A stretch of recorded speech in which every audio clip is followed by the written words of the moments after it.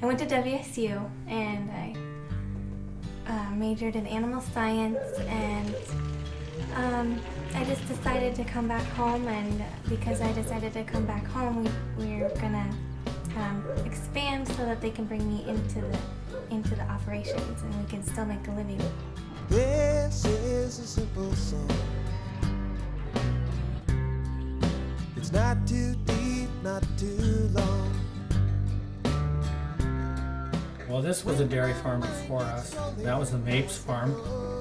And after the Mapes quit farming, Morris Quinn ran beef cattle here. And he continued to do that for a couple of years after we bought it. And then we built the house, and then we started building the barns. And we started milking cows here in '92. A typical day. Well, I'll describe that for each of us. Jeff usually gets up about 5 o'clock in the morning, heads to the barn about 5:30. He has alleyways to clean and bedding to put in for the cows.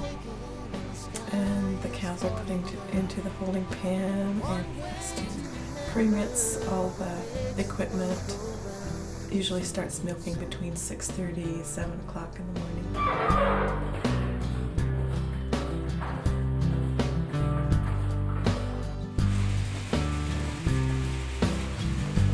This morning, the first thing I heard was a song while lying in my bed.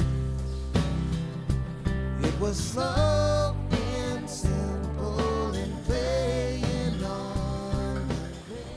And probably by 9 o'clock he's finished milking, but also has to wash down the holding pen.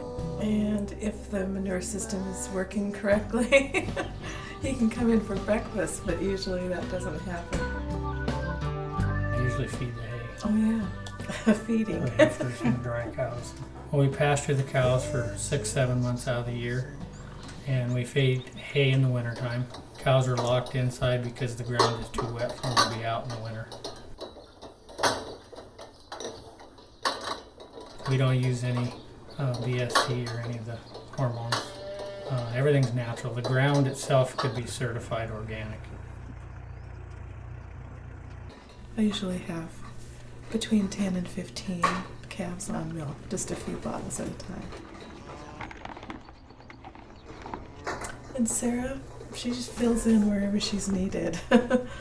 She can do anything. She can run the tractor, take care of the calves, milk the cows. Dehorn. Dehorn, well, we don't tattoo anymore, but Ear tag. ear tag. And we all take our part in keeping records. We name the babies, they're all registered. That's the fun part, naming the babies. Mm-hmm. We sell our milk to Dairy Gold Farms, and it's based in Seattle, Washington. And it's put into powder, and it goes into fast food or prepared food, and powdered milk that's shipped overseas into export. Actually, at the beginning of this year, the beginning of 2005, we did still have 5 dairy farms. Now we have 3. 2 dairy farms have gone out of business. And there's various reasons for this, but the major ones are that all those dairies sell their milk as a bulk generic commodity through a cooperative, Dairy Gold, that they belong to. And it's really the only market, and they are pure price takers. And that price is set by people other than them. And it's set largely by farms that often have tens of thousands of cows that can make money on very narrow profit margins. In the last few years, Jeff and Debbie have seen the writing on the wall that on a small dairy in a place like Clallam County, where our costs of production are high, our distance from the Creamery in Chehalis is 150 miles. Trucking a fluid, commodity 150 miles to the Creamery really doesn't make a lot of sense. 5 to 10 years from now, if we were to continue doing marketing through Dairy Gold, we would reach a point where we would have to milk so many cows that the farm wouldn't sustain it. So this farm would become another casualty. Debbie and I are first generation farmers, and we'd really like to see the farm continue.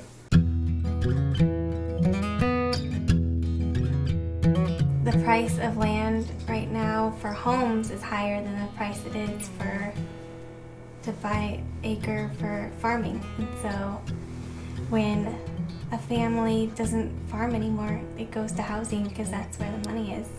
So One of these days, one of these days. that's what we call a farm casualty. They did extensive market research and sent out hundreds of questionnaires and talked to hundreds of people in various locations and places, and came up with the idea and the assurance that there was a demand out there for high quality certified raw milk that's not been pasteurized. Homogenization is just a process where the fat is broken down into small particles, and it takes the cream and disperses it evenly throughout the milk, and it won't form into cream again. Homogenization alters the product into something that's, Not natural. it's just not a natural product anymore. It's an altered product. And pasteurization is heating it and killing off the bacteria.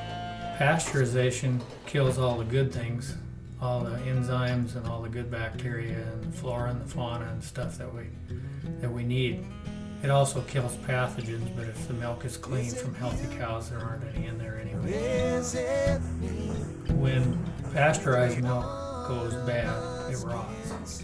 And when raw milk goes bad, it turns to clabbered milk, and turns to cottage cheese, and turns to other edible products. They've sold off, I think, about half of their herd. They decided for them sustainability meant getting smaller, not expanding production, but getting smaller, saving the best cows.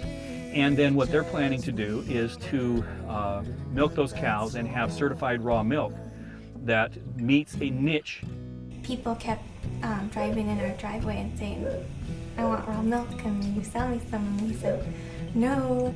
We found that there was a way to become certified, so I think We it's had always been told that it was not possible in Washington State to do that. But we found there are ways. Their research told them that various people in homeopathic medicine, various people with certain health conditions, various people who just believe that raw milk is superior to pasteurized milk, convinced them that this was the way to go, even though it's very difficult in terms of regulations and jumping through hoops. Our main thrust is to market locally and be able to stay small and yet still survive.